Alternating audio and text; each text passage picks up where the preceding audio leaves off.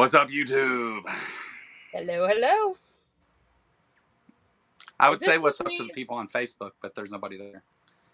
I was about to say, is it just me or does this feel like it's earlier than usual? Dude, I don't know. I got up at 4 o'clock this morning with a sick kid, so today has already dragged by incredibly slowly for me. So, and he's on his way to urgent care right now. So, yeah. Hope he feels better. I wonder why is my resolution so bad? What's going on? No idea. How weird. All right. Well, anyway, what's up, Seth? Look forward to seeing you here Thursday. Seth will be our guest. We're going to talk about some Christian nationalism things and a show Lil and Seth will be doing. It comes on the next day, right? So. Yes, and the outtakes on that will be glorious. Still got those Polish flags up, I see. Yeah. Yeah. I don't know about that, but other things are red and white. I see Ember and Lil and Seth in chat. I see we've got several more viewers than that, but if you're out there, come say hello to us. Yeah. The outtakes may be better than the actual video, but that's still yet to be seen. Well, sometimes that's the way it is. I always tell people that come to my member streams, my member streams are way better than my public streams, because we can be a little more open and joking around and all those things. And Al Trucker is not here, just so everybody's aware. We hope that he shows up at some point, but as of now, he is not here. Got to drop my rig at the shop. Yeah. Well, good luck with that. Sorry for the resolution on my video. I don't know why it looks like it's so shitty today. It looked fine a minute ago, and now it looks fine on the camera. I don't know why it looks like shit on screen. Internet? No, my internet's fucking badass. I have no idea. That fixed it somewhat. It was set on auto resolution. I shifted it up to 720. Just I should be able to do 1080 from this, though, at least. Anyway, never mind all my technical problems, folks. It's a normal thing here. If there's not at least 2 technical problems a minute into the time the show's supposed to start, then the world is not functioning correctly. So you'll have that. But what is this? This is Politicality? Is that what show we're doing? Yeah, okay. I think so. Yeah.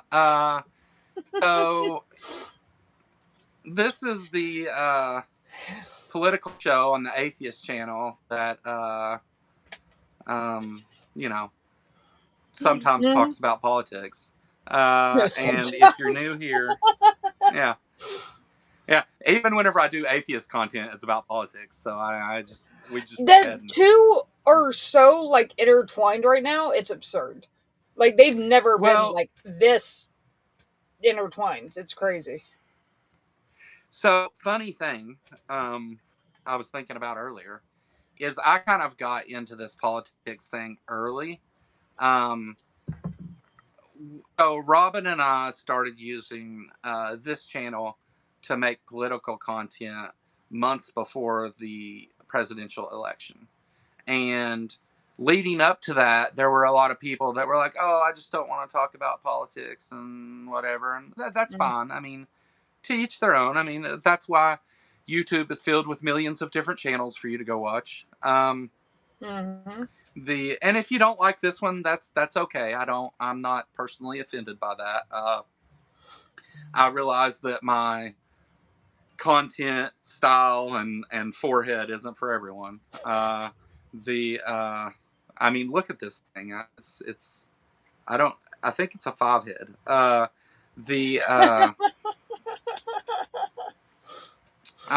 usually wear some sort of hat, but so anyway, we're gonna kind of we're going to talk about politics today, but I think that you guys are going to find that a lot of this relates to the other thing too. Like this is skepticism and critical thinking and tribalism and all that stuff. I had a good conversation with my buddy Will. Hi, Will. I know you're watching.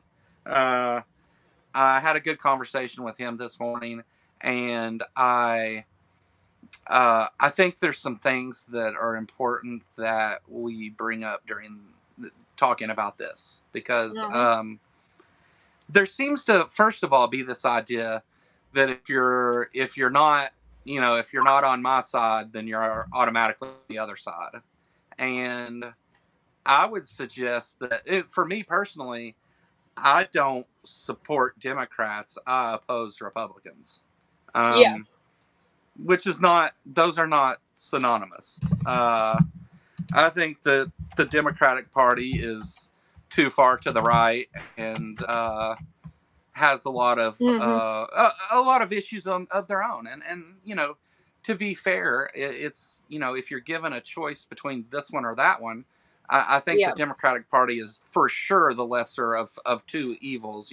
Yeah, I mean it's one of those things that the lesser of two evils argument of people saying like, well, I'm not voting for the lesser of two evils, when especially this past election is so effing hollow because of like how basically, and paraphrasing Ember, she said like the Democrats might not do anything, but the Republicans are actively trying to kill people. Right. It's like one is objectively worse. I would have voted for a cardboard box before Trump. Like, oh yeah, like a shitty cardboard box with like bodily fluids on the outside. Like, so that's my position. Is like, it's not necessarily that I support everything that the Democratic Party does. Many of the Democrats, I think there is a handful for sure that are just as evil as the Republicans. That being said, I don't think the Democratic Party at large shares the same ideas. And that's where I want to break down and talk about the difference between narrative and tribalism and values rather than beliefs, right? I think there's an important distinction there. I think that sometimes we get caught up in being opposition, that you're unwilling to even appreciate the nuance to these things. And like, for example, whenever you talk to someone on the right and you say, well, the Trump administration seems to be a fascist administration, and they're like, no, it's not, and they don't know what fascist means. You understand? Like that kind of thing. And exactly. or you say, well, the Democrats are all socialists, and you don't know what socialism is, or they're all communist, and you're not specific about the communism, because it's not, communism is more than one thing. The United States, you may say, is a democracy. Not technically true, but people will let you buy with it, right? Like, unless they're arguing with you. And I think that's where it comes down to, are we arguing about these things based on feelings, or are we talking about facts and evidence and morality and stuff? And does it matter? I mean, there's been study after study after study that shows if you ask people about policy positions on a policy per policy basis, almost everybody ends up, well, at least most of the reasonable people end up on the liberal side of things. And I mean that with like a little L, liberal side of things. But if you ask them as a whole where they fall, if they're liberal or conservative, they will almost always say conservative. Like, right. But their positions are actually quite on the liberal side most of the time. So I would say that it's the opposite of that. I would say the liberals say that they're liberals and they're actually conservatives, and the conservatives are actually extremists. Yeah. Yeah, I think the window is to the far right. Um, the So, but anyway, so here's the thing. Like, one of the examples I gave in my conversation talking with Will earlier was that if Donald Trump came out and said that he was going to give everybody universal health care or any other health care plan or no plan at all, his base is going to support him no matter what, right? Yeah. Because they don't actually care about that. Yeah, I mean, the thing is like, and I was actually talking to Seth about this last night, that he lost a sizable chunk of followers over the Epstein thing. Sure. Sizable chunk. He has lost another sizable chunk over the Iran war. Like, to the point that he's attacking some of his most loyal foot soldiers. That he's going after him because he's just like, well, like, you guys need to support me. And they're like, no, you promised us no new wars.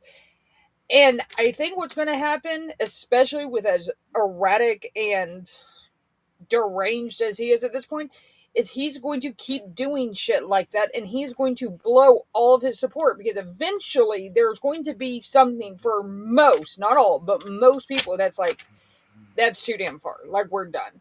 So well, I wouldn't be surprised if his approval drops to like 35, which about 33 is about the lowest it's going to get.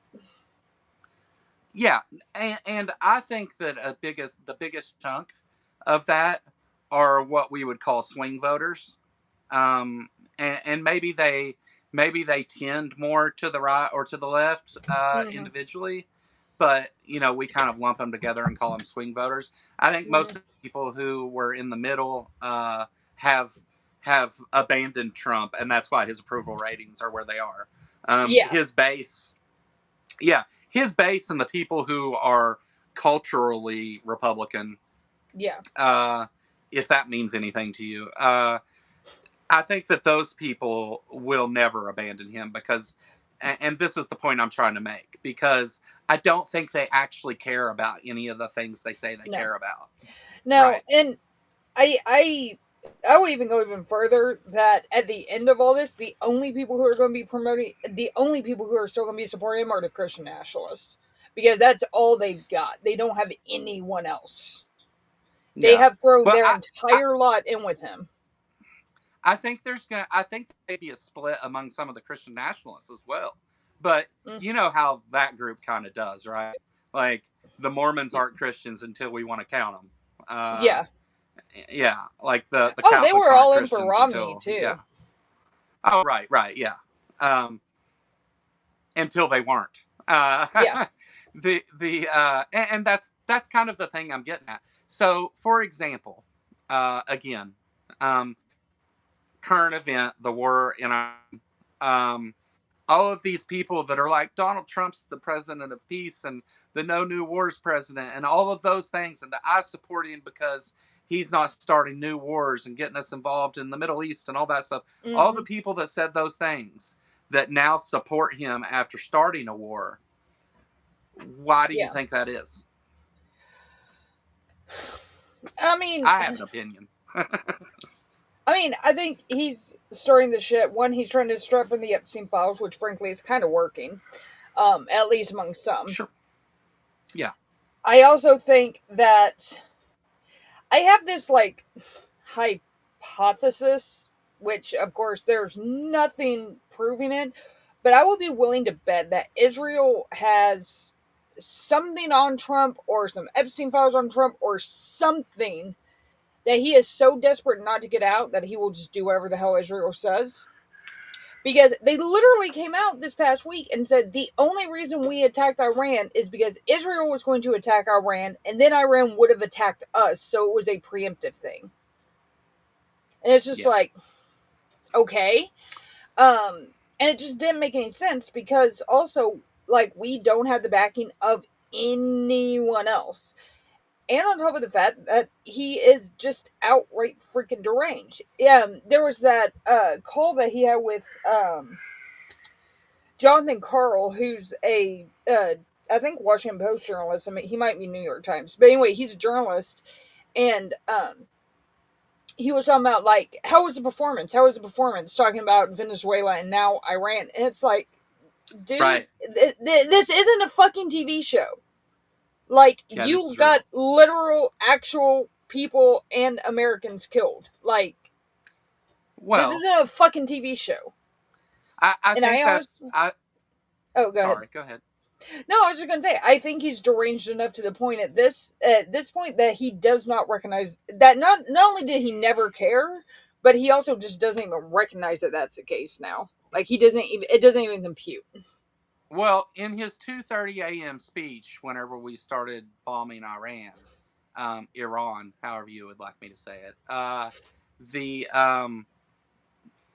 he was okay with people dying, and then like at the transfer of remains thing, again he's like, well, people are going to die and all this other stuff, and wants people to quit talking about that and talk about the good things they're doing or whatever. And I think that I mean, I think he's made it clear he doesn't give a shit about any of that, as long as he gets to do what he wants. Now, as to the thing of Israel having dirt on him and all that stuff, maybe.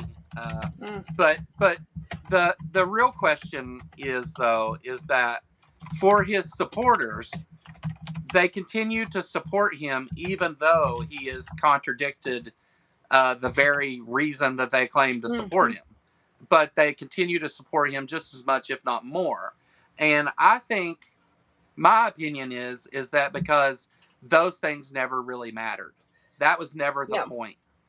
Which I think demonstrates pretty clearly that this isn't about facts or morals or being right, even. No. I would say that the Democrats in the last election had facts and morality on their side, and they lost, right? Yeah. So it's not about that, and that's not the reason that people vote for him. I think that it has more to do with tribalism and with Donald Trump makes them feel something that they. I mean, yeah. I mean, it's one of those things. Whereas you can't. As hard as it is for me to, as hard as it is for me to like say it, it's one of those things that he does absolutely have some charisma or something that is able to grab people and keep them in his coalition for longer than they would. Pretty much most dictators like this do. They have some charisma or something that keeps people in line, but it's one of those things. And I also think it's just his plain ability to go out there and just spout absolute bullshit all the time without like even thinking twice about it. The problem is when you give a shit about when you give a damn about the facts and what's actually going on, then it makes it a lot harder to be able to go out there and refute somebody who is just spouting a fire hose of lies. Yeah. And so he was able to lie to a lot of people just because the economy was not quite in everybody's favor yet. Like, it was getting there. It would have taken a little bit more time. But just because egg prices weren't pre-COVID egg prices, everybody flipped the fuck out. And it's like, well, what do you think now? We're going to be paying $5 for a gallon of gas here in a few months. Like, yeah. And again, though, they will continue to support him through that, even though that's been one of the major talking points. Well, gas was so much more expensive, even though it wasn't. Through at least most of the term. At the beginning, it was, but that was because of Trump's actions before, right? Yeah. Like but even when gas prices go up, you're going to have the majority of his base are going to continue to say that Trump is the greatest and everything's, he's going to fix it all and everything's going to be great. You know, we don't care to pay a little bit more to be safe from Iran and whatever. Yeah. They'll have excuses, right? But again, I think that goes back to tell you that they don't actually care about any of those things. They don't care about inflation. They don't care about the price of things. They don't care about Americans dying or war or any of that stuff. That was never the point. The one caveat is they don't care until it affects them personally. And then once it really starts affecting them personally, then they give a shit about it. It's like right now they're like, woohoo, let's go to war with Iran. Well, I want to see where that goes in a few months when gas prices are triple what they are now. And being like, and the thing is like, like people are not going to be able to deny that this is why those prices are skyrocketing. So you think they don't care to vote against their own self-interest until the consequences of doing so show itself? Yeah. Okay. I agree with you. Just about every person that I've seen that's been MAGA and has like been on social media crying and regretting their vote and stuff, they only gave a damn when it affected them. They didn't give a damn when it affected. Are you familiar with sunk cost? Yeah. So I agree with you. I think there's going to be some of that there too, though, where it's like they don't want to be wrong.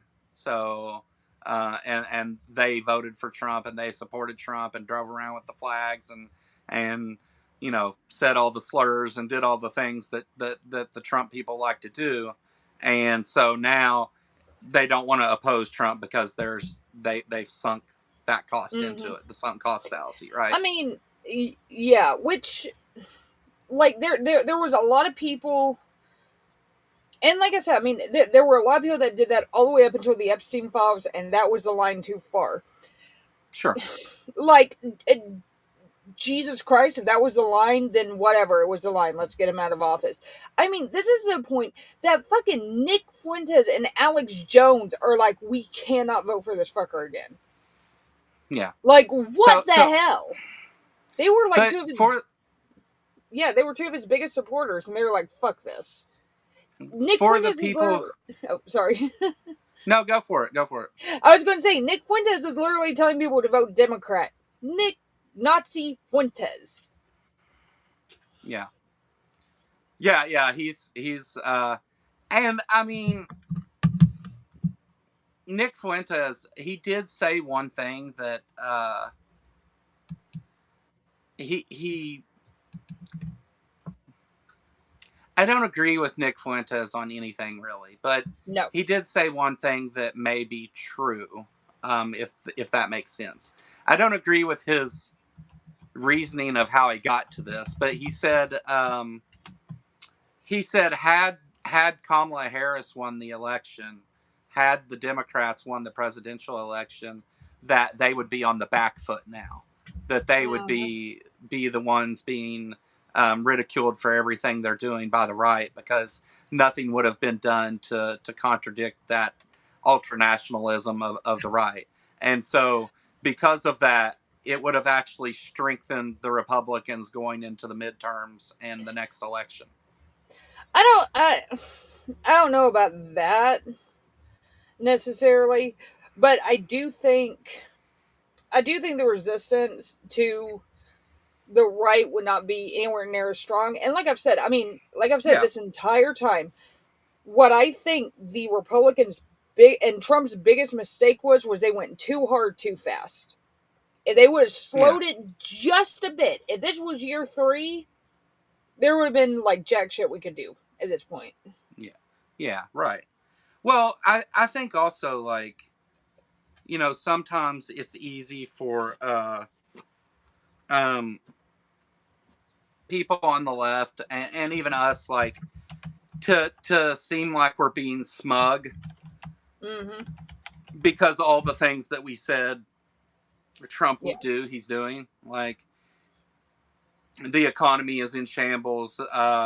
He may have started what ends up being World War III. about that, Project but 2025 is all yeah, is made most of yeah, its way through and is continuing to become policy. yeah. So I think sometimes, and so I get to look at the people on the right and say, hey, I was right about all that stuff. I was right that he Hmm. would fuck all these things up and all that stuff. But they don't care because they don't actually care about any of the things Yeah. they say they care about. They care No. about feelings. They, Yeah. they, Trump stirred up a feeling, whether it's for the bigots, because he's a bigot himself, or because he Hmm. hates brown people and that really gets people going, or he hates poor people and that gets people going. Yeah. Um, Or because and they think that he's going to protect the poor persecuted Christians in this country. yeah, right, and so he speaks to their feelings on that part, Hmm. and then that makes them more susceptible to repeating the policy lies that he says because it's a confirmation bias thing, right? Like, um, see, I support Trump in these things, and he's going to do all this other stuff to prove that I have the right position.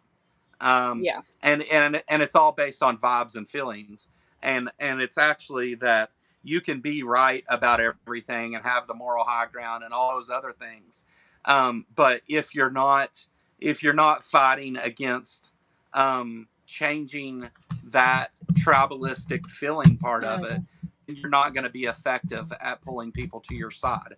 Now, Trump, this is why we started with I oppose Trump, because Trump can do things to push people away, but the Democrats aren't really doing anything to pull people in. Hmm. Yeah. Do you Um. think that's a fair statement? Yeah, it is. I mean, it's one of those things that it's kind of there's kind of two sides of it because, like, yeah, they're not doing a lot to pull people in, but there's a lot of people that realize they are our only shot of getting rid of this guy. And that's why I was so behind Harris this past election, and even behind the one before that, because I was like, look, I hate what was done in the primaries. I all that shit, like, I hate that, but this is our chance to get him out. So Yeah. let's do that. And it's like, and I have said this over and over and over, even if absolutely nothing changed, it would have been better than what it is now, Oh, even if sure. nothing changed. If we had not elected a president at all and left the office empty, it would be Yeah. better now than what it. I Mm-hmm. mean, there's no. This is the worst timeline, right? The Yeah. Yeah. The so all of that stuff then leads into whenever if you're trying to have a conversation with somebody who is a Trump supporter or just supports the GOP in general, Mm-hmm. um, how do you how do you have an effective conversation with people who don't care about facts or morals or any of that? Hell if I know. Right. Yeah, to be honest, that's really the one to talk to on this. I know for a fact that I do not have the temperament or the patience to deal with those people, so I just don't. I rather leave that for people who are better at that than I am. But I also think at this point, if they are still supporting Trump, there is fuck all that's going to change their minds. Like, it's just not gonna happen. They're going to have to come to that realization on their own, and there is nothing anybody can do to help them along that path. Like, they're going to have to realize it on their own at this point.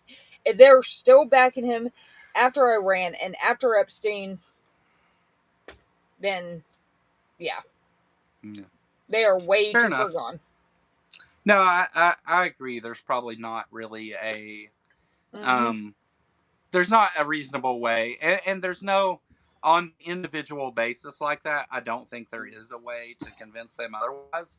My Mm-hmm. opinion is that you have to show them that the culture war issues, um, uh, you have to convince them that the culture war issues and things that are really at the root of why they support Trump, that those things are embarrassing and deserve to be ridiculed, and that and I think if you show them that there is a popular movement against that, and you change the feelings that all that's based on, that's how you may get through to some people, right? I mean, obviously everybody's different, and there are people that have quit supporting Trump and are actually anti-Trump people now and all that. I mean, that is a thing, but that's just something I've been thinking about, because this comes down to like how we talk with not just people on the right, but creationists or theists or whatever as well. Like it's this idea that because like what tariffs are attacks on the American people, right? Nobody gave a shit. Yeah. Even when they were paying those taxes, even when they paid more for stuff, nobody cared. Because it's it was never really the thing anyway, right? It's always been based on this Trump's ability to scapegoat minority and marginalized people, create fear, and then use that fear to create hate. And so I think we need to be working together to change the vibes and the feelings based around that, rather than spitting facts at people that don't give a shit about the facts. And again, this applies to apologists and to the right. Yeah. And I think it's why they're so similar. Yeah. I mean, and this is what I've said over and over and over, is regimes of hate do not last that long. They can't. They run out of people. They run out of people to throw their hate behind. And then they start turning it in on themselves. And it's just like, I wish I could give some of these people like the 30,000 foot view and show like this is not going to last and this is not going to be long term. And hopefully it would lead to the collapse sooner rather than later. Yeah. Randy says, I'm not sure we should let these people forget what they supported. That's actually what I'm proposing here, is that we do remind them of what they supported, but just do it in a different manner. I hate to use the example of me talking to Hovind again, because I've said that so many times, but like the trick with it is to make the person that opposes you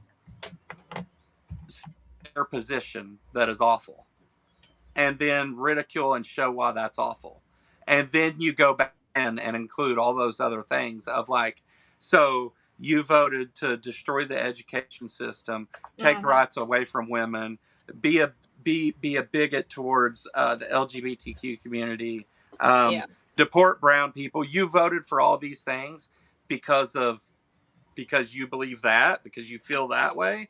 Is that a good justification for your feelings? You got to work your way backwards to where they're at, and then start building the case for the facts and all that stuff on top of it. It is my opinion. Again, like, folks, I don't know shit here. This is just my takeaway from what I see. I live in Trump country, so do you. Like, it's. This is just what I've learned from my interactions with some of these folks. Yeah. And I mean, like I've even said, even like I've said before, I've said on here before, is like at the beginning of last year, Trump flags, Trump stickers, red hats, all that shit everywhere.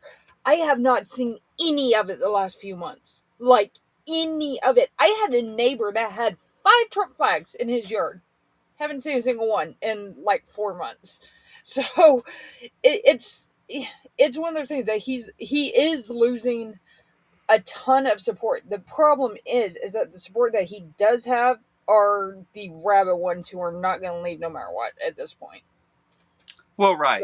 So as and it's and it's just it's I think it's because simply because they are anyone who is still following MAGA is just an outright bigot. That's really the only reason to be following that anymore. Um, Either you're a bigot or a Christian nationalist, which the Venn diagram on that is a circle. So, right. yeah, Do they? So obviously they don't care about morals either. no, they give a shit about what God has commanded. They Right. don't give a shit They about can. anything else. Right, but you can like so. My argument for those people would be, well, you can use the Bible to promote any position you want, whether it's hate or love or whatever. And Mm-hmm. I'm sure you agree with that, but why is that? The reason that's not effective is because in their church or denomination or even religion as a whole, they feel like they have the correct interpretation, and any Mm-hmm. interpretation other than that, and it goes into a whole no true Scotsman thing, right? That's like the Yeah. basis of all Christian denominations. Like those other people aren't Christians. So whenever you try to say, well, you can also use the Bible for this, and you can support it with verses, and you can break it down and give them the facts and lay it right out there and show that you don't even have to show that they're wrong, but just show that there are alternative conclusions that hold as much weight as theirs, Mm-hmm. given the things they believe are true, of course. Um, and yet again, you're still not reaching anybody though that way, like, Mm-hmm. and I would be real interested to hear from the audience, whether it's here in chat or later in a comment or whatever, of Mm-hmm. what you think the right way to address this is. I will go ahead and tell you though, if you try to tell me that all you need is facts and logic to talk about Yeah, this, that ain't it. I'm going to tell you you're full of shit. So, I mean, it's one of those things that we already know facts and logic doesn't work because we have been throwing this shit in their face for 10 fucking years and they still haven't listened. And like I said, anybody who is still MAGA, like, I'm utterly convinced it's because of their own bigotry and shit at this point. That because there's no other way to there's no other reason to support him. He has literally broken every fucking promise he ever made. Literally every single one of them. He even said, like, we're going to be getting 3,000 people a day out. No, they're not. He said they're going to be deporting 100 million immigrants. There aren't 100 million immigrants in the United States to begin with. And then he also, for all the MAGAs who thought that their family was safe, he said we're only deporting the criminals, and they're not. They're deporting everybody. So, Ember says it's a case by case thing, just like every fundamentalist. What finally gets through is unique to each person. I agree with that. The point I'm making is what doesn't get through to anybody who yeah. is on that side of this argument. Um, there are things that are not effective. And are we talking about being right, or are we talking about effectively changing minds? And if we're just talking about being right, who gives a shit? Why are we doing any of this? Yeah. Like, uh, you don't need me or any other Mm-hmm. political YouTube channel or atheist political YouTube show or whatever the fuck you want to call it. Like, you don't need any of those to teach you what the facts are here. I think that most of the people who, if you're coming to an atheist channel to watch a political show, then you probably have some kind of understanding and watch politics in other places, and you follow those things enough to where I'm not going Mm-hmm. to give you news here, right? Like, Yeah. we're going to talk about the meta stuff surrounding it. Mm-hmm. The and I think sometimes, hi Casey, good to see you. I think sometimes that we get so caught up on like I'm right and I have the moral position and all those things that we forget that that doesn't really matter. Like you can be Yeah. those things without sitting and preaching about it, right? Like you can, you know, I don't have to sit. I'm right. I'm right. I'm right. Like I don't have to sit and do that constantly. Most of you out there that consume this show are probably in agreement with one or both of us on these things. Um, so the question becomes not what are the facts, but how do you wield them, right? Yeah. Yeah. I mean, like I said, like I am not the best at getting through to these people, and I'm absolutely not the best, especially now, because it's just like I can barely stand to have a conversation with somebody who thinks the Iran war is a good idea, and it's like, like, dude, like here are the objective facts that show that this is bad. Yeah. They're like, well, yeah, but we still need to prevent them from getting nukes. Oh my god, dude. Yeah, they've been on the verge of getting nukes for 30 years now. Yeah. Limited Light sent us a $5 super chat. That's news Woo! to me. Thank you, Limited Light, for your support and coming and being active in the chat and channel and all that stuff. It's good to see you here, and I appreciate your generosity. Thank you. The yeah, but see, so for I don't want to say that. So you have and I have to refer back to this because it's what I have experience in, but like whenever we're talking to the fundamentalist crowd or Christians in general, like to a science denier, an evolution denier, going and explaining evolution does nothing for them. It does nothing for your audience. It does nothing because if your audience is the atheist audience, they already know those things, and you're not telling anybody anything. If it's the creationist audience, they're more worried about little quips and smart ass things, and if all you say is facts and the other person says nuh all the way through, you're going to walk away a loser in that debate or argument or whatever. Provided we're saying there's winners and losers here. Like the you're going to walk away from that being completely ineffective. So I don't think it's bad to have facts and use them. That's not what I'm saying. I think that if you are a very fact-based, evidence-based, those are the ways you like to talk, then you can definitely use that to help other people that are having those conversations. But maybe if you feel like you're not, if you feel like you're not good at having that talk and don't want to have it for that reason, there may still be ways for you to be involved with that talk, though, right? Like, you know, it's not either you're right or set the fuck out. That's not what I'm saying. Yeah, no, it's just one of those things. Like I know my temperament and I know what I'm good at, and that's not one of my strengths. So, sure. And I rather like, for instance, like on Secular Talk, like on the Discord server, I cannot tell you how many people have said, "Hey, he pulled me off the right wing, the alt right pipeline," and there's a lot of people that he's pulled over that were starting to go down the alt right pipeline that veered off and finally went to the left. I do not have the temperament nor the what's the word? I don't want to say charisma because that's not quite the right word, but I just don't have the presence to be able to do that real well.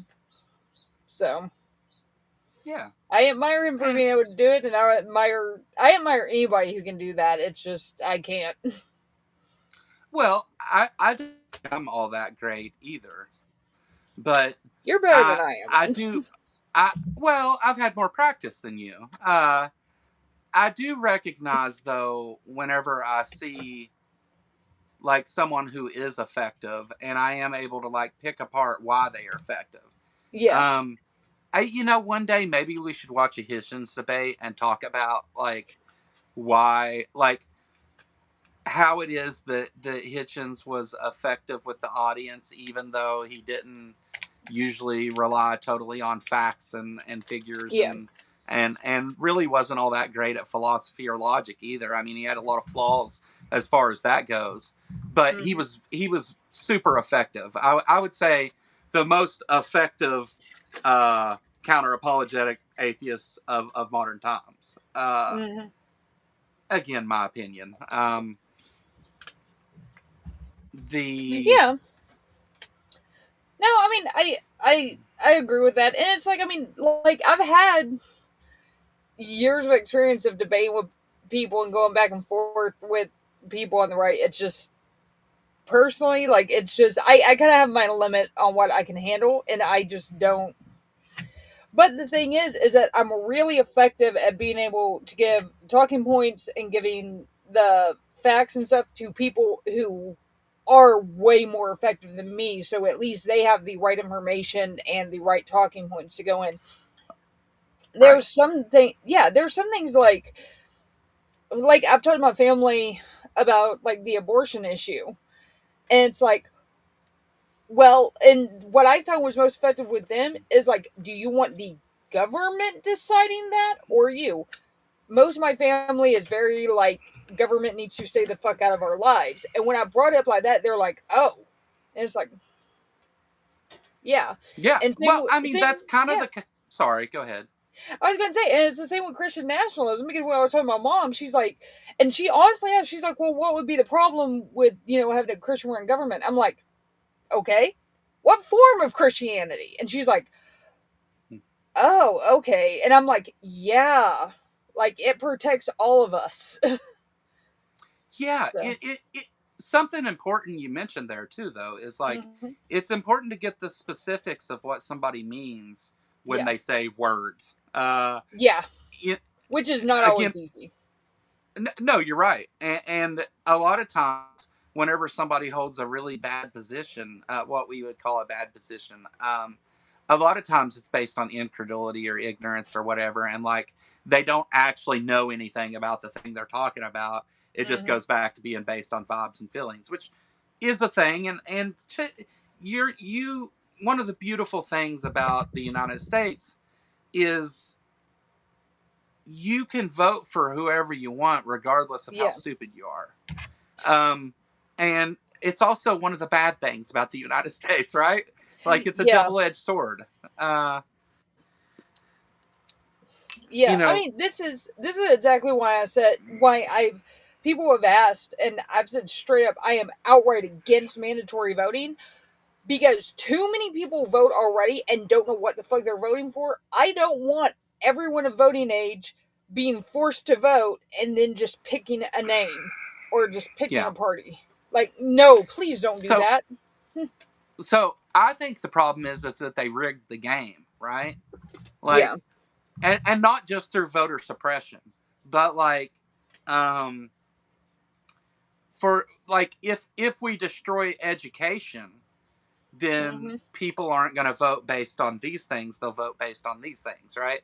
Yeah. Instead of facts and information, they'll vote based on culture, war, and feelings. Um, Hmm. the I think that that's how the system's been rigged, and I think both sides are complicit in that. Um, Yeah. and because it benefits both sides, right? There's incentive to do that because it's easier it's easier to believe the lie than it is to go research and find out the truth.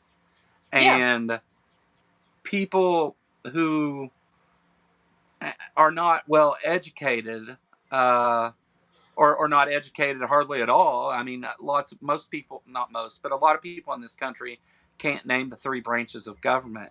Don't know that there's 50 states.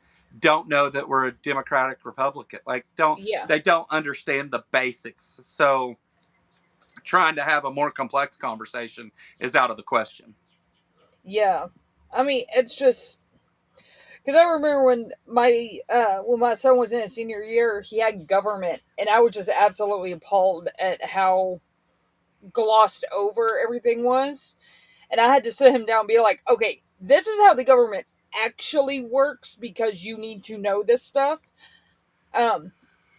And like, yeah, like he could vote, and I was just like, it was his senior year, and one of the teachers was like, well, I'm not sure if he gets an excused absence because he voted. I'm like, no, it damn well better be excused. He is of legal age and he can go vote.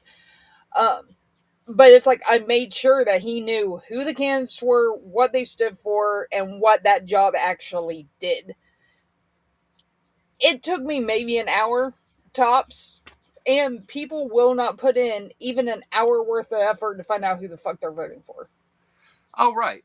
They don't, and this goes back to the main argument that I'm making here is that they don't actually care about those things that they say they care about. They're repeating the things that their side says they care about. Yeah. And their real motivation is based somewhere else, whether it be bigotry, white supremacy, wealth inequality, greed. Yeah. I think there's, and I really do think that there's only a few reasons that you would continue to support Trump, and they're all bad, right? Yeah, like, there is no good reason.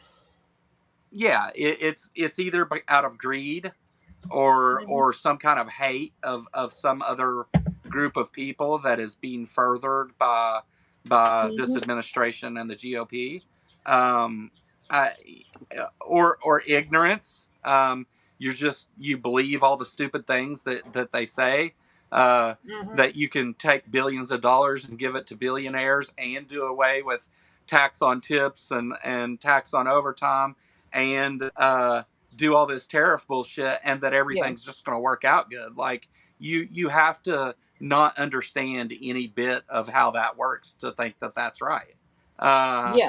And so whenever just the same with the fundamentalist crowd, like whenever I hear somebody say certain things like that, like, oh, well, the economy is so much better under Trump. Like whenever I hear these certain things said, I immediately know that I'm talking to somebody that doesn't know shit about what they're talking about, because they're that wrong. So what do I do with that, right? That's the next question. What do you do with that when you're at that point? Whenever somebody comes up to you and says, the economy's so great under Trump, what do you say? Yeah, exactly. It's one of those things. It's a hard question, isn't it? Yeah, but it would be like, okay, well, what was this bill 6 months ago? Okay, well, what is it now? And it's going to be higher. And you can go through literally everything. Like my grocery bills jumped like $200 in like the last few months. And it's just like, it's insane because it's like, I look at what, even at the height of COVID, what food cost me then to now is like ridiculous. I can't get anywhere near as much as I did then. And I've got a household of 6 to feed. So, I mean, this is what I keep saying. It's like, you can't lie to people about your pocketbook, about their own pocketbooks, but the thing is they have to actually pay attention to their own pocketbooks. And most of the time, they're not. Right. Trump thinks you need an ID to buy bread. He has no clue what buying groceries is about, or anything else for that matter. I want to read that. Aunt Jer says, Washington State publishes a voter's guide and sends one to every household with a voter in it. Oh, where'd it go? For issues, a statement against, for issues, a statement for, against, and rebuttals from each. A list of endorsers and the full text of the bill, whatever it is. We need that countrywide. Yeah, that should, like, one of the things that the I love Ember's comment here. I say, "Niet comrade."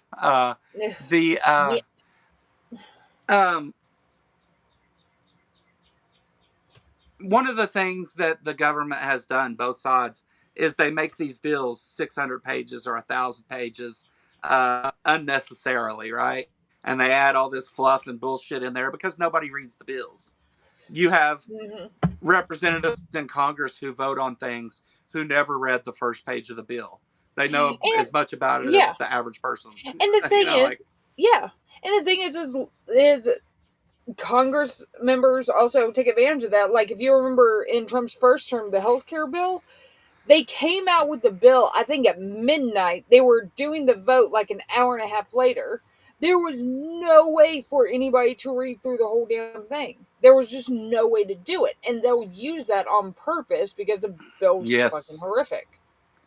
So they didn't only do that, like, it wasn't done recklessly. It was done purposely, right? Yeah.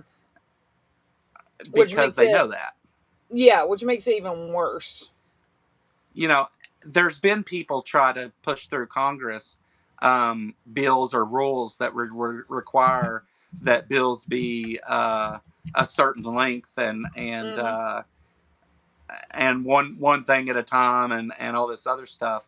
Because also what you get is like, oh, I want to put forward a bill to punish drunk drivers, right? Everybody would agree on punishing drunk drivers. I'm not being specific about the punishment. I'm just saying that drunk drivers deserve to be punished. They're endangering other people's lives, all that. But then they also include in that bill somewhere that they're going to take voting rights away from black people or something, right? That's some other crazy shit. And then whenever I vote against the bill that is stated that it's to enforce drunk driving laws, then people are like, well, you oppose drunk driving laws. And it's like, no, that's not what I oppose. Yeah. I oppose the other shit that was the problem there. Yeah. And that's not always easily conveyed to the electorate. Yeah, and it's one of the things, like, the only time that I've ever seen, like, Republicans get, because Republicans do this shit all the time, the only time I've ever really seen them get in some issues over it was, it was several years ago, but they attached it to, like, a disaster aid bill that was like, you know, we're going to make this horrific thing law, but if you say no, then they don't get the disaster aid they need. Which is another thing in this Trump administration on why I do not understand why people are not seeing this, is a lot of the natural disasters tend to happen in red states. They're not getting their aid at all for like these catastrophic things. And the thing is that the state cannot afford it.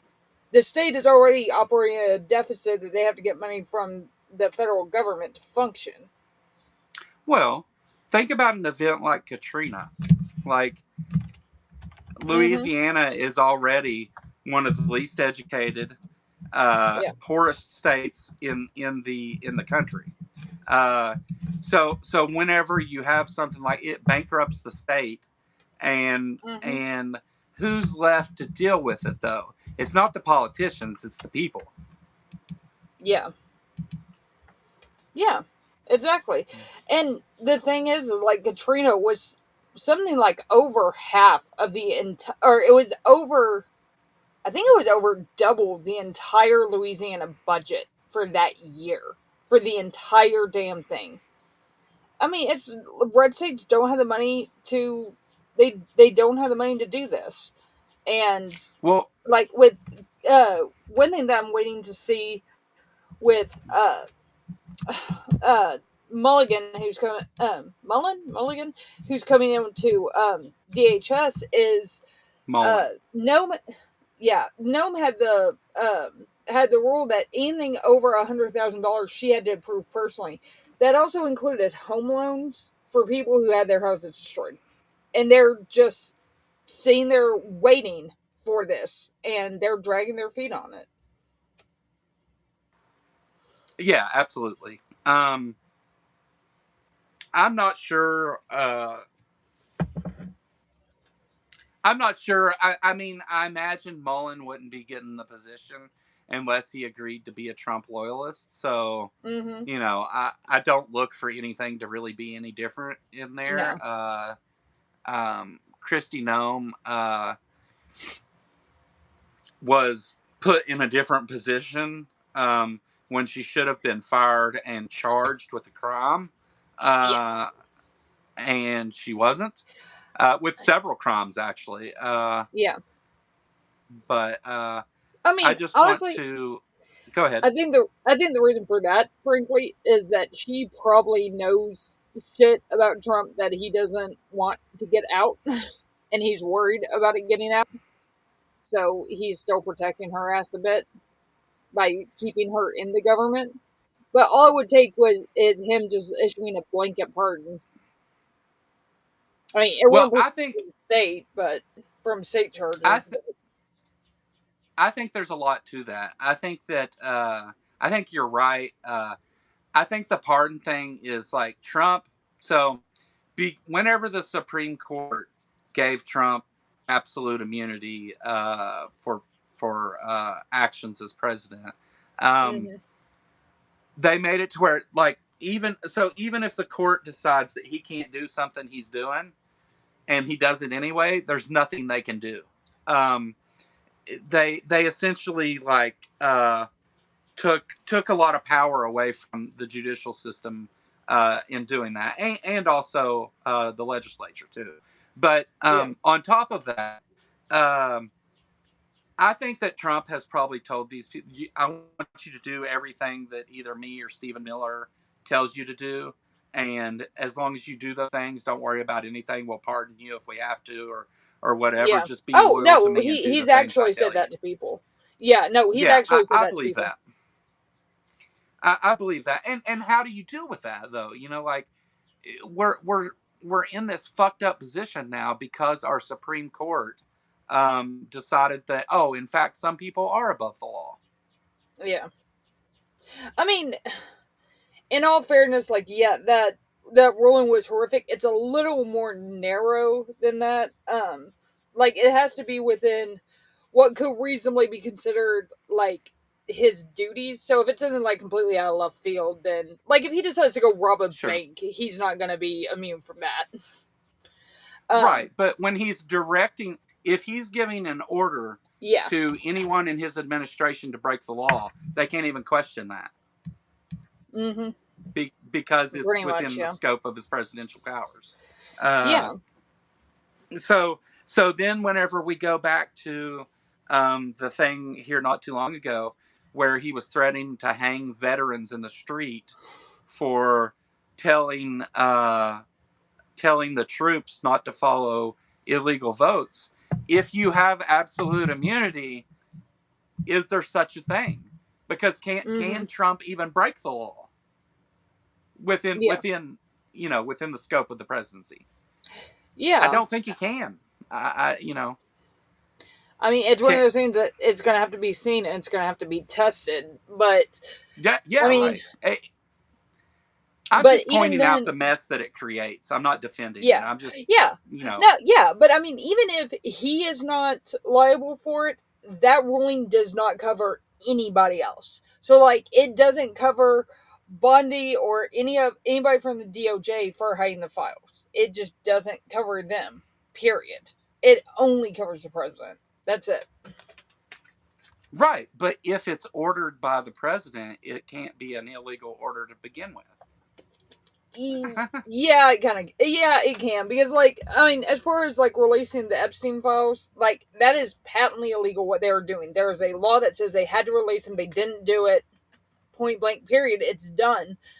um but the immunity ruling, like I said, the way that it's written is it does only apply to him. It's not transferable. Just because he gave someone an order doesn't mean that they're immune for doing that. Well, I agree with you. I'm kind of being devil's advocate here that's the argument that the administration would make, that those people were acting within the scope of my presidential powers, so Yeah. therefore I can't break the law. And John Hudson's right; he can just pardon them anyway. Mm-hmm. Yeah, I think that's kind of what he's waiting on. As far as pardoning people, is I think he's going to wait towards the end of his administration and see who screwed him over and who didn't, and the people who didn't give them pardons. Um, that being said, I don't think he's going to be here for his entire term. So no, me neither. I don't think he lives that long. But he is going down. I saw a video a couple of days ago of him from, I think it was like 2018 to now. The difference is so stark and he looks so awful. It's like, how the crap is this guy still here? And just to be clear, and Aunt Jera, I don't know if you're still here or not, but I had talked before about there's something weird going on with Trump's face and stuff. I haven't forgot about that. I am putting together several different pictures and clips and things, and I'm more certain now that that is the case than I was before, and I was pretty certain then. And there's a history of this too, also, just to be clear, like using cosmetics and different things to hide the weakness of the person at the top. Why did he ever think the orange makeup looked good? It never has. Ever. It's fucking orange. Oh, boy. I don't know. And with the raccoon eyes, too. You know, like, I don't know. I don't know where, how, why. I mean, I don't know who told him it looks good. But Trump, though, like, he has this ego thing, right? Because we have to admit that there may be the possibility that he's telling us the economy is great because the people around him are telling him it's great because they don't want to not be the yes men. Because when you're not the yes men, you end up getting fired and prosecuted by his administration. So there is incentive for them to lie to him. I don't know that that's the case, but it is something you have to think about, right? I mean, yeah, like, I mean, everybody who's ever worked with him said, like, his ego is, like, undeniably fragile. So it's like, you don't say anything that's going to insult him. Did we pick up another Kentucky person here? Is Blood Badger the Kentucky person? Yeah. All right. Nice to meet you from Kentucky. We're always glad to see more people come here from Kentucky. Texas has plenty of atheists already, so fuck Texas. But not in my neck of the woods. Not in my area. I'm just joking. I know that agreeing with me on any number of things in Kentucky or Texas can make you feel like an isolated person and like you have nobody to talk to and discuss these things with and all that. And so why do you think I'm happy. Here? Exactly, right? Me too. I mean, that's why I started doing that. That's why it's the Kentucky Atheist, right? I'm in Alabama, actually. Transplant Andrew, but yes, I'm in Kentucky now. Oh, Toto now. I think I've talked to you before, haven't I, Toto? I think you used to frequent here. Yeah. But welcome back. Good to see you. So, you know what, Lil, this conversation is so much more fun than just covering what Trump's talking about. Like, this has been a really good conversation. And for those of you out there watching, if you're enjoying this or whatever, maybe like the video, click that thumbs up down there, subscribe, go over to Lil's channel, do the same thing, vice versa over there, come over here. That'd be really great. It helps us out a lot in getting this out to more people. The engagement and things on these videos is really what drives it. And it, like our Sunday show, we've been right around 20 viewers here, you know, for the first hour. That's up from what it was a couple weeks ago. And on Thursday we average around 40 viewers, and that's growing. So it's good to see more people coming and watching and stuff. And it would be great if you'd click the buttons and shit down there. And on Politicality this Thursday, we have another special guest. 3rd week in a row. Yeah, yeah. Although I have been told that he will show up on time. So there is that. Well, that's not fair. Uh, yeah, Seth from the channel Ambushed Apostate is going to come over. Him and Lil are actually going to be doing a show over on Seth's channel and talking about what is it, Candle in the Chaos? Yeah. Talking about some political issues from a Christian nationalist perspective, or a prior Christian nationalist perspective, I guess, like from somebody who's came out of that. And so Seth's going to be here Thursday. We're going to promote that stuff for the next day, Friday. So hopefully you'll come watch that and then go watch Lil and Seth over there. I am really happy that there are other atheist channels now that seem to be getting more into the political thing, because I do think it's important that we do this. And I understand why it was like some people felt an aversion to it, like in the, whenever I first started doing this and stuff. And I'm one for really not giving a shit about like algorithms and stuff so much. Like, I care about making the show I want to make and saying the things I want to say, and being original and different and all that. And maybe sometimes I fell at that, but it's the goal anyway. So not your average political channel, not your average atheist channel, not your average anything here. I think I've got Seth in the. Do I not have him in the thing still? Nope. Son of a bitch! I'll do it today. In fact, Also, I'll do it right now. Just FYI, those that show is going to alternate between his channel and mine, but we're going to have it on playlist. So, but it's going to alternate back and forth. So it'll like be live on one or the other, and then it'll be available. Yeah, later on both? we're recording it ahead of time, but one will be on his channel, and then we'll do a collab thing, so it still shows up on mine, but it will be hosted on his. So, no. And do you know on my YouTube feed it says there's only 3 people watching our show right now? Mine says 3 too. Oh, that's on your channel. I see. It's showing me the. I was like, why does it say that? There's more than that. What? I forget we're streaming on both. Yeah. I don't have as big of a channel. I know, and that's look, Lil. We all go through this, all right. When I first started doing live streams, nobody watched anything of it, and you could actually argue that that my shows don't do that well now.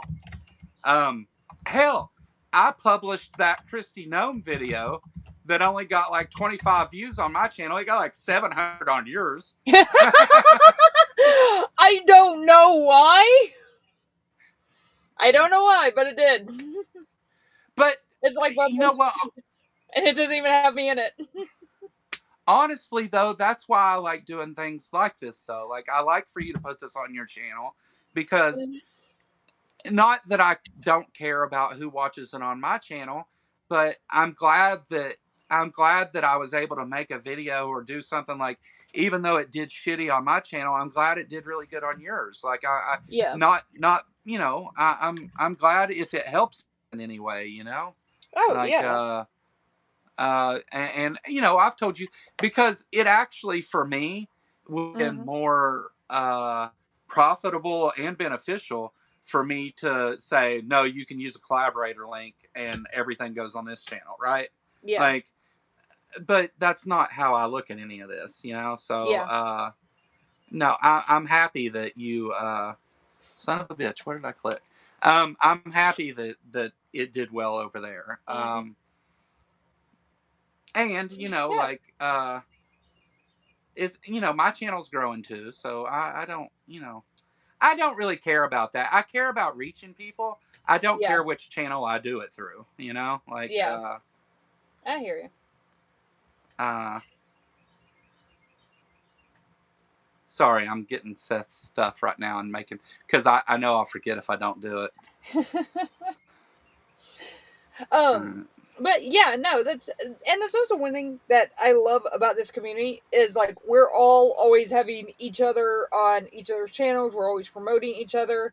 I just put a link on Space Pride stickers in the chat, and you can get $1 off if you use my promo code, which is Lil. You can get $1 off the stickers, and there's some really freaking cool stickers on there. They're awesome. Oh, neat. Mm-hmm. And they're like pretty sizable too. They're like 5 inches, so they're pretty big.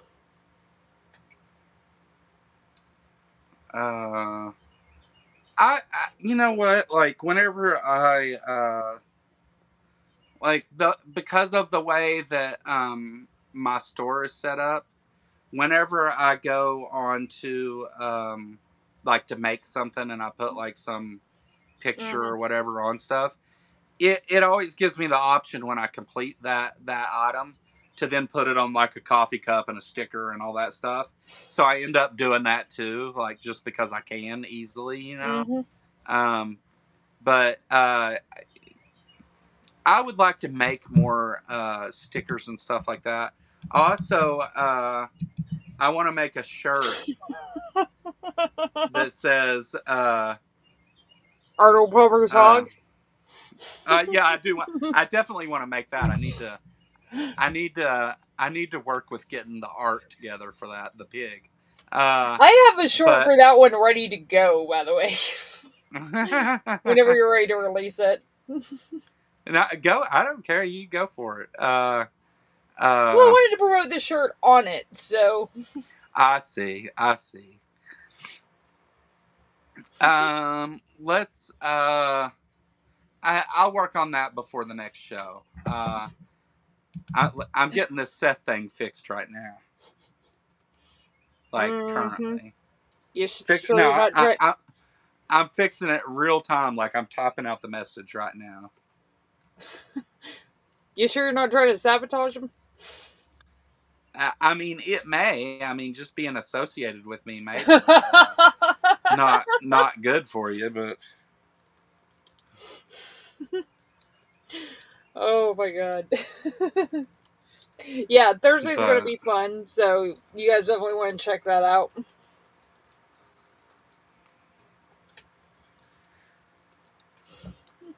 All right. Move this out of the way. Yeah. Okay. Yeah, I cannot stand Graham Hancock. That's originally what got me off. Let me. Oh, whoops, wrong window. Yeah. Yeah, that's originally what turned me off to Rogan. Is he had Graham Hancock on in like 2008? I was like, no, dude. So I quit watching after that. Yeah, you know, there it is. Yay! Whenever I first heard Graham Hancock's conspiracy theory about like the Younger Dryas and the floods and all that crap, I was like, oh hey, this kind of makes sense, you know, like but here's the thing. This is where skeptics excel, right? Because whenever you hear those things and you think, oh, that's cool, and I wonder, you know, like, let me go look into that because I'm really interested in that. You go and then you get to digging into it and you're like, oh, this is complete bullshit. This is like, this is, you know, so he's convincing. I'll give him that. Like if you don't know, if you don't know any of it, yeah. If you don't know the science or the actual archaeology, yeah. I had Deviant Outcast, which I haven't seen today, surprisingly. She's usually here. Yeah. I had Deviant Outcast, who is an Egyptologist, come on and talk about some of the claims made about the Great Pyramid and the Egyptian pyramids and Egyptian culture, and we talked about a lot of those things. And we spent a considerable amount of time talking about Graham Hancock because he famously has done stuff on Egypt also, and on the Amazon, and every bit of it is all like wishful thinking, conspiracy theory, horse shit. Oh yeah. It's like what he peddles in. Had a good question with hypothetical answers. Yeah. You know what, John? I love that. That's a great response. Asking questions about, could this be the cause? Could this explain something else? But then your hypothetical answers, you have to be careful to not drink your own Kool-Aid, right? Like, start then believing it's true and telling other people it's true. Yeah. Which, I mean, it's one of those things with people drinking their own Kool-Aid that makes me wonder how much of MAGA has done that and how much of them know that's all bullshit, but it's a means to an end. Yeah. I mean, I think at this point it's probably pretty evenly distributed.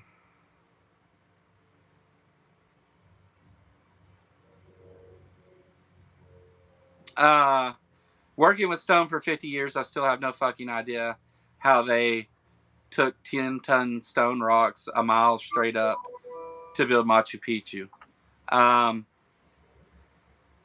Yeah, I mean, the thing that bothers me about these kind of things isn't the question, right? Valid question, John. Like a good question of, hey, look at those giant rocks. How did they do that? Like, I think that's a great question. The thing we have to be careful of, though, is not to automatically go to those people couldn't have done that. Like, that's where you start allowing other things to creep in whenever you start ruling things out without actually ruling them out, you know? Yeah. Like, and then it gets into, there's these like racist things and all this other stuff surrounding it, which may or may not have been the goal of some of the people that published those things. Some of them certainly it was. Some of the alien stuff, you know, like is like, oh, that's just these brown people couldn't have done this. You know, 2,000 years ago, these brown people couldn't have done these things 30,000 years ago because they were primitive. Like, you've got a lot of people with nothing else to do. You can accomplish a lot of things.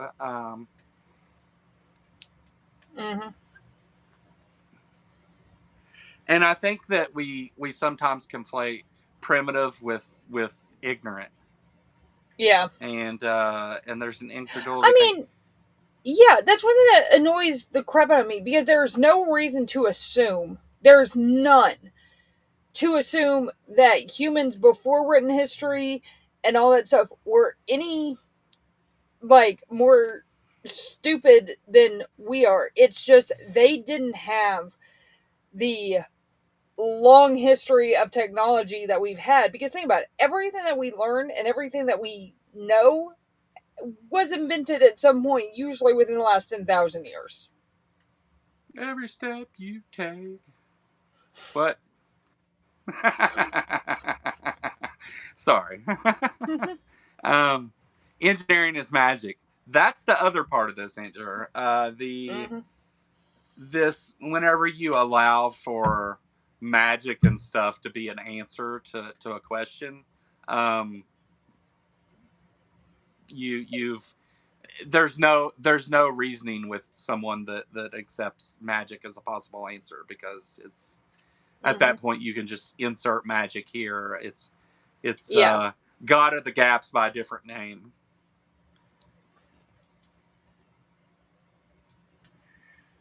All right, so political stuff, veering back towards that. Pam Bondi subpoenaed to go in front of Congress, and immediately before she goes, the DOJ has released the files that were the transcripts from the minor's interaction with the FBI about Trump's sexual assault. They are trying. What do you think about that? So hard to cover their asses as much as they possibly can without realizing, and they might realize this. Well, maybe. She might be stupid enough that she doesn't, but without realizing that it's actually making them look so much worse. Yeah, I mean, their argument is that they thought these were duplicative items, so that they didn't release them, and it wasn't until attention was brought to it that they found out they weren't. It's just a coincidence that it's Donald Trump that's all over it, right? Like, yeah, the one files that the accident that they make it appear like, oh, this is an accident, and it's a unique thing with just these files and stuff. It's a limited thing, but I mean, it makes it pretty clear that they were trying to hide Donald Trump's name from it, and were willing to break the law to do so. Yeah. I mean, it's one of those things that nobody in this mess is going to be held accountable while he's in office, and probably not even if Vance gets into office. It's not going to be like, oh my god, like, this is why the Dems have to win in November, because that's the only way anything's going to happen. Like, anything at all. Yeah. And even then, by the way, there were 4 Democrats who voted against limiting Trump's war powers in Iran. So I would look at that list, and if one of those is yours, get them out. Yeah. Yeah. I have mixed feelings about some of that, because once he started the war, like, if we were to just pull out of Iran now, let me rephrase this. I think that he's already jumped the shark as far as some of it goes, but that doesn't mean that I agree with letting him continue to make decisions about it. Right? Like, yeah. I think now that it's happened, you have to deal with it, but I don't think that him or his administration is dealing with it properly in any way whatsoever. So, just to be clear, like, you should be limiting his war powers anyway, because that's what the Constitution says.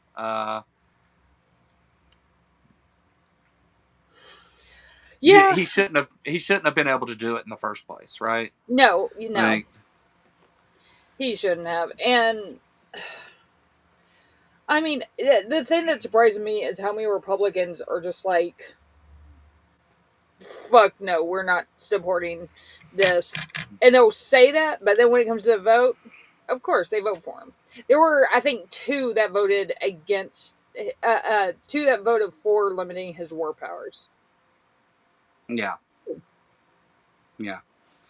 All right. Can you carry it if I step away for 30 seconds? Yes. All right. Be right back. Yes, I can. So also, they had a dignified transfer ceremony, which is whenever service members are killed overseas and they come back to the U.S. It's at Dover Air Force Base, I believe, and in Dover, Pennsylvania. And one of the things that he did. Now, keep in mind, when this happened with Biden checked his watch very, very briefly once. And the conservative media fucking crucified him for it. Trump spent the entire thing acting bored as hell, and he was wearing a hat and did not take his hat off. That is about as disrespectful as you can get. You can say what you want about the war and shit, but those are still troops who didn't necessarily have a choice in being there. So, yeah, he had his baseball cap on, and he kept it on the entire fucking time. And it was pretty fucking shit. He doesn't give a shit about the troops. He doesn't give a shit about the people of America. He just does not give a shit. And it is absolutely infuriating. But, I mean, it's... There's that. There's shit that Hegseth has done. That this is turning into an absolute clusterfuck for him.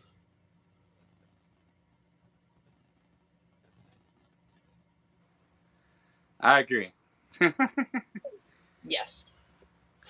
Yeah, this has turned into a clusterfuck.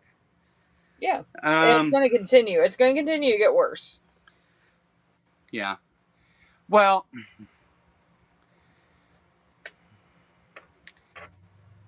definitely Trump's actions were the opposite of the way this should have been handled.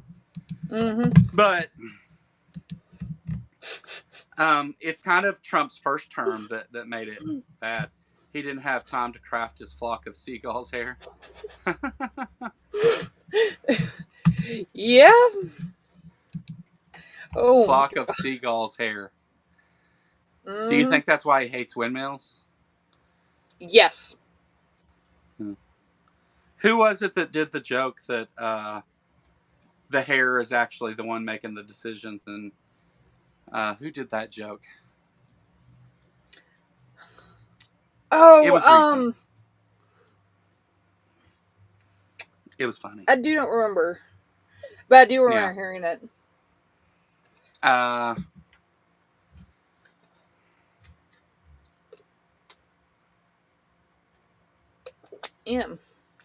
I mean, I can't remember. Actually, it wasn't recent. It's an old joke. It was before he was president. Or no, during his first presidency.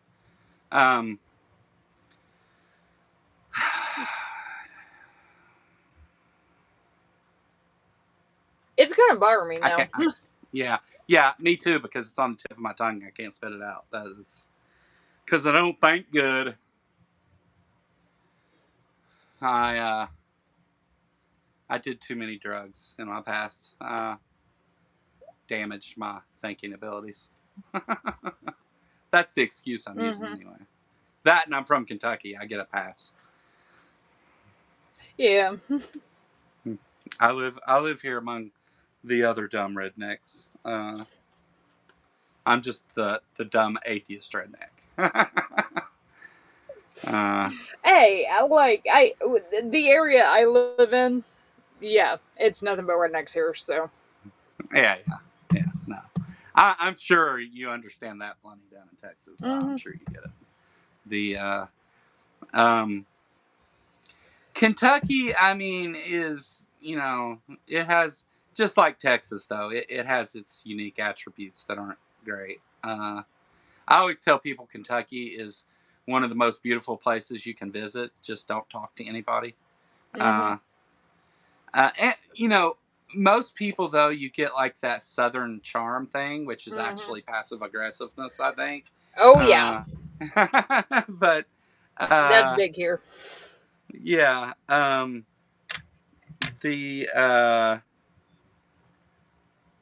But like, if you start saying you're an atheist or something, watch out, because not the best place to go around saying that. Same here. Like, especially in my area, like I've got at least 6 churches within a mile and probably closer to 10. See, I'm thinking about, now that I have a car and I can get places, I'm thinking about going and visiting some of the local churches and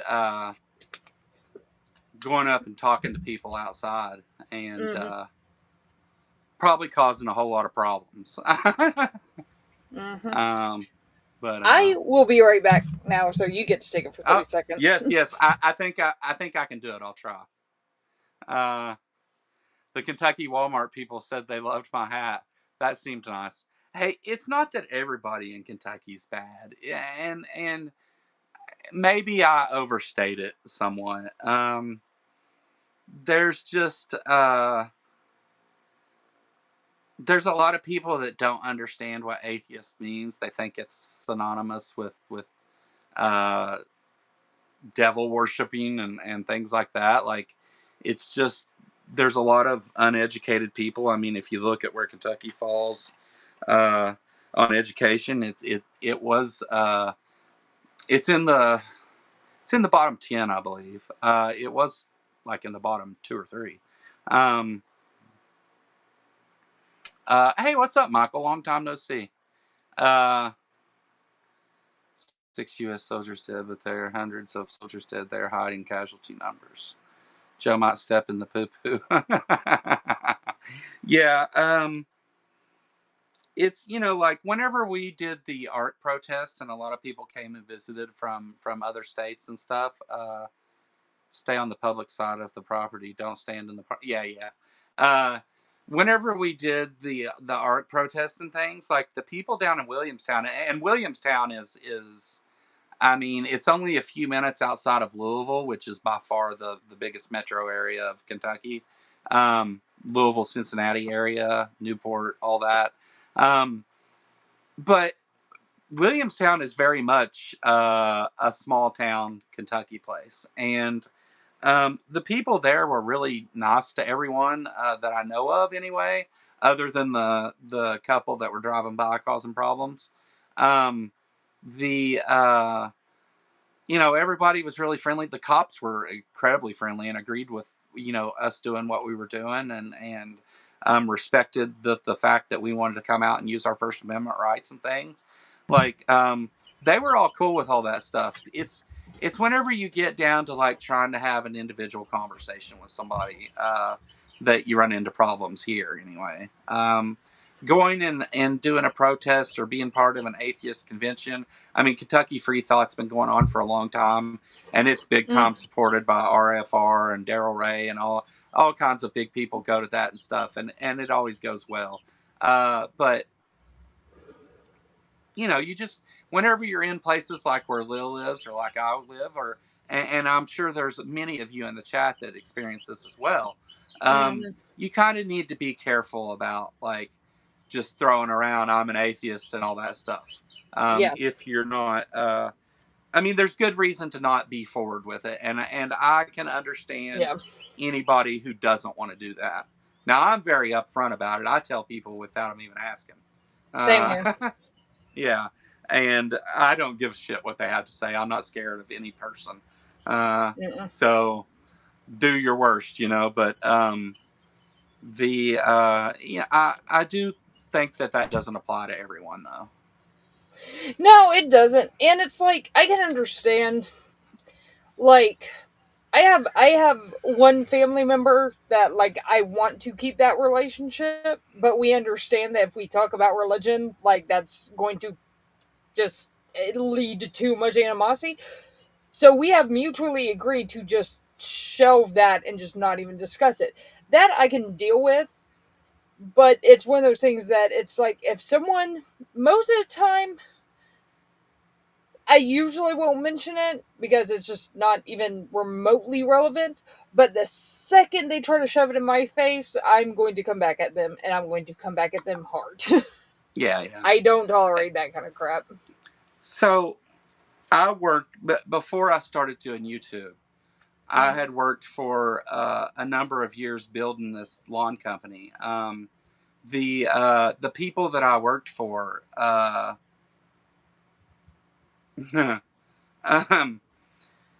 there were some. I left for moral reasons. I couldn't. I didn't, and I feel really bad about even helping build that business now because it turns out one of the owners is most likely a pedophile, and the other owner, there's some weird shit there too. He's done a lot of lying and stuff. Used his position at work to have sex with people that work for him. And I think that those things are wrong. And when I was being asked questions about that, when I go out to cut somebody's grass, why is one of the owners of your guys' company taking prostitutes to the methadone clinic? Like, I don't care what people do. I don't care that he did that. I care that I have to answer for his personal choices while I'm out working. That's what I cared about.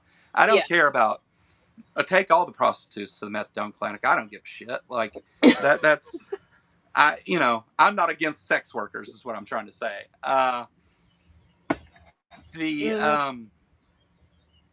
But there was a lot of moral issues, and then he tried to lie to me about. He wanted me to do the same job I'd been doing for 7 years for less money. And I was like, look, just on principle, I'm not taking a pay cut. And so he promised to not only not cut my pay, but to give me more pay, and then immediately tried to cut my pay. And so let me explain real quick, okay? I'll get to the point in a second.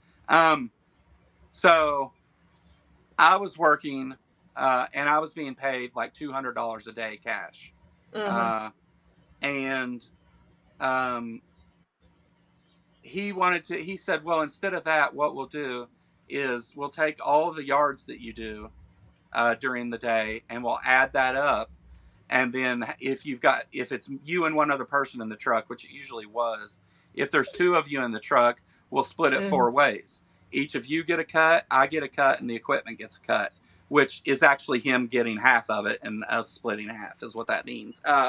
But okay, you have to give me the yards I have to have the yards to cut in order to make enough money to make that work. But on top of that, what he ended up doing was I said no, because I want to know how much money I'm making. I don't want it to be up in the air what I make every day, or I have a string of cheap yards I have to go cut, so I make half as much money that day. You price the yards too low, and then you want me to pay for it, is what you're saying. But that aside, he ended up one day I went out and he called me after I started working and said, that's how we were going to do things that day, even though I'd said no to that. That pissed me off. So what I did is I got in my little book of contacts, and I called up 4 or 5 people to let me come do expensive landscaping work for them. And I went and did it. And so whenever it came time to divide the money that way, he should have paid me $300 and some that day. But then whenever it came out that I was going to make more money, he didn't want to do that either. So he went back and paid me less. And so I quit that day. I said, I'm not doing this. And after 7 years, I quit. And I have some health issues and stuff that were in the way too. And you know, just I've gotten old and fat and out of shape and had heart surgery and all that. And just not good. Anyway, the point being, whenever you work around here doing lawn care, you show up at somebody's house. If they don't know you, one of the first things they ask, where you go to church at? Like that's it's not, hey, how are you? What's your name? Who's your family? Well, sometimes it's who's your family, but like the first question is always, where do you go to church? And a lot of them didn't like that I said, like, I don't go to church. I think it's wrong. And then if they wanted to, I had one woman came out, wanted to talk to me for like 2 hours about why I was an atheist and how I was wrong. And the Bible says this and that. And I was like, look, lady, I appreciate your position, but do you think that I just randomly said I don't believe in God? Do you think that something that I was raised in like this, I was raised here, do you think I just walked away from it without asking any of those questions? And a lot of times people just go ahead and assume like, oh, you're the stupid one because you don't believe the thing I believe, because if you were smart like me, you'd believe it. That's the other thing. My boss, the owner of the company, he wasn't really my boss. I was the boss. I ran the company. He just paid for it. He was rich, right? So he would like anything I would tell him to like do something, he would be like, they would do the opposite, because he said if I actually knew anything, I wouldn't be poor. And I know, seriously, they said that. And after that, every time I touched anything when he was around, I would say, sorry, I got my pore germs on your lawnmower. Just to be an asshole. Like, but. Sounds like something I would say. Yeah. Gave a guy some money to mow and he ran off with my lawnmower. Yeah, that's crazy. We always brought our own mowers. I never showed up to a yard with less than $50,000 worth of stuff on the truck. So there was always 2 or 3 zero-turn lawnmowers and high-end blowers and weed eaters and trimmers and all that shit. So it was a professional company. We did a good job. I did a lot of landscaping too. But anyway, since we're into rambling about my past work experience, you want to wrap this thing up? Or is there something else we need to talk about? Other than RFK being a bastard like he always is. I mean, there's literally here's the funny thing. In the Trump administration, there's literally a scandal about every single person. Everyone has something going on. Well, I think that's why Trump appointed him, right? He's like, hey, all this dirt on you. Yeah. There was literally a post that was posted somewhere, and I don't remember exactly where. I want to say it was like for a law school or something, but saying like, the government needs people, blah, blah, blah. The requirements are you have to agree with Trump's political agenda and like be a Republican or something like that. That GPA and college credits do not matter so much. They're literally hiring low IQ people. Oh, yeah. Yeah, because they don't want people they're literally advertising for it now. Because they can't find anybody. Yeah. Did you see Aunt Jer's joke? I love it. They're called escorts, not high-end blowers. That's awesome. There's Deviant Outcast. Diva! We were looking for you. Hey, you're not allowed to wrap it up. You've only gone for less than an hour, and I was busy abusing my hair and just right. No, we've been we're on 10 minutes short of 2 hours. Yeah, we had a time change last night because of our stupid daylight savings time thingy. Yeah, I forget. So really, I got up at 4 o'clock with my kid puking and being sick. Really, it was 3 o'clock.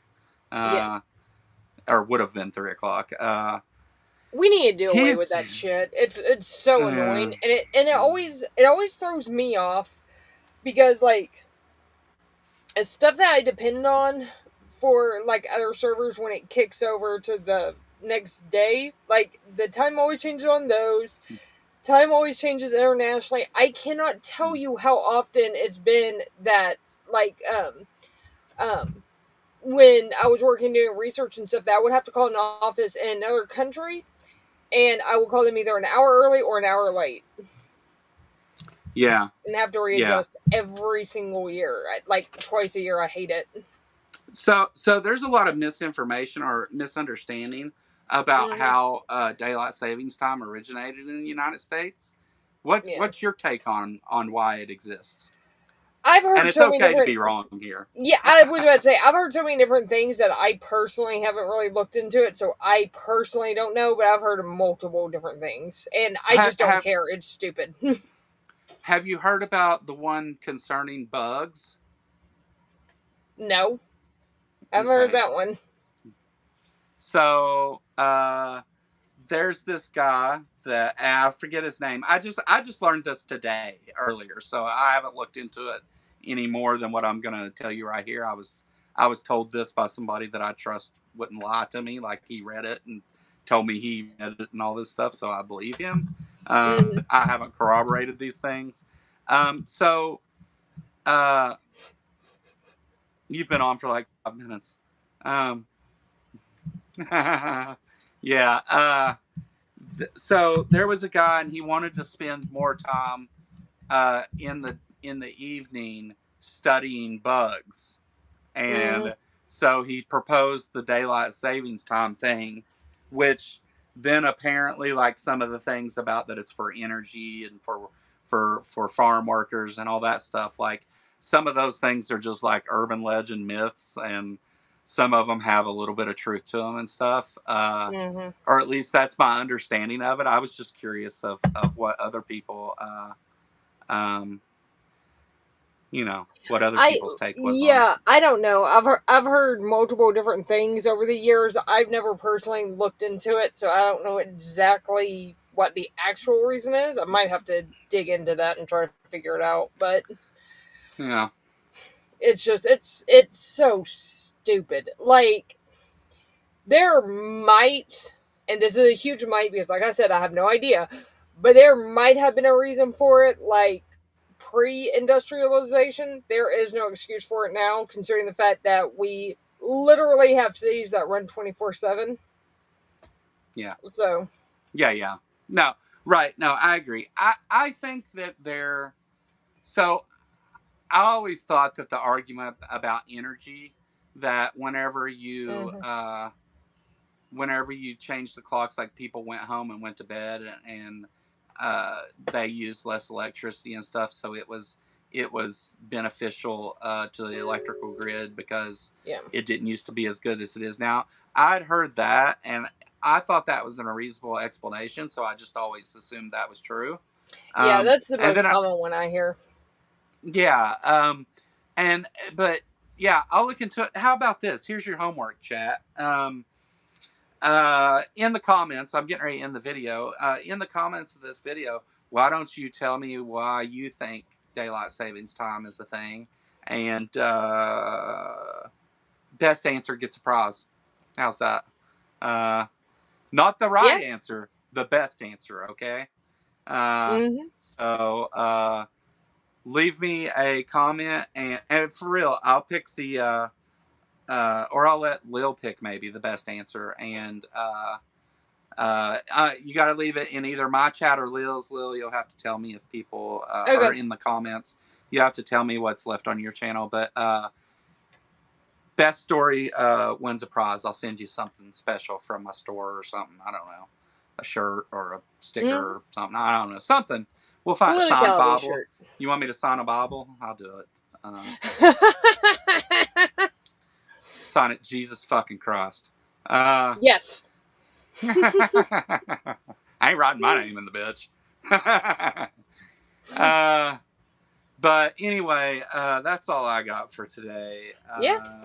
What do you want to say, Lil? That's all I got. On Thursday, tomorrow I am on Java and Jugs. I will also be on Embers throughout the week. Politicality on Thursday. We're gonna have me, Joe, and Seth here. That should be interesting. Friday, mine and Seth's new show comes out, and that's pretty much it for the week. Do I need to bring the hose to keep you two calm down while we're trying to... No. You're going to be the third wheel here. Yeah. Hey, if you haven't noticed, I'm on cruise control. I do my thing either way. Like I know. You got to stop me sometimes and just be like, "Hey, shut the fuck up!" Like, and it's fine.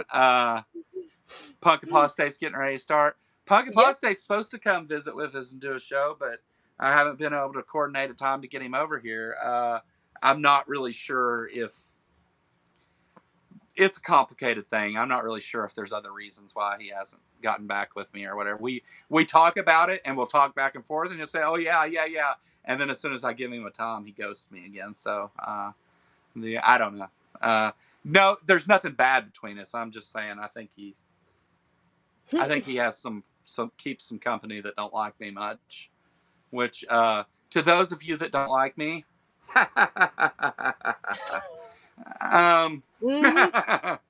much that's for you.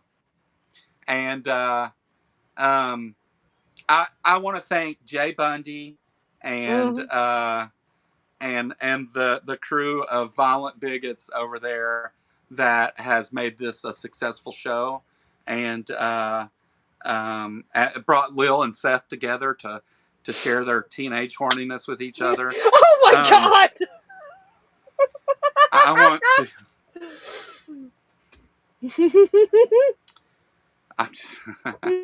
I'm just joking. Fuck you too, Jay. You're a piece of shit. So.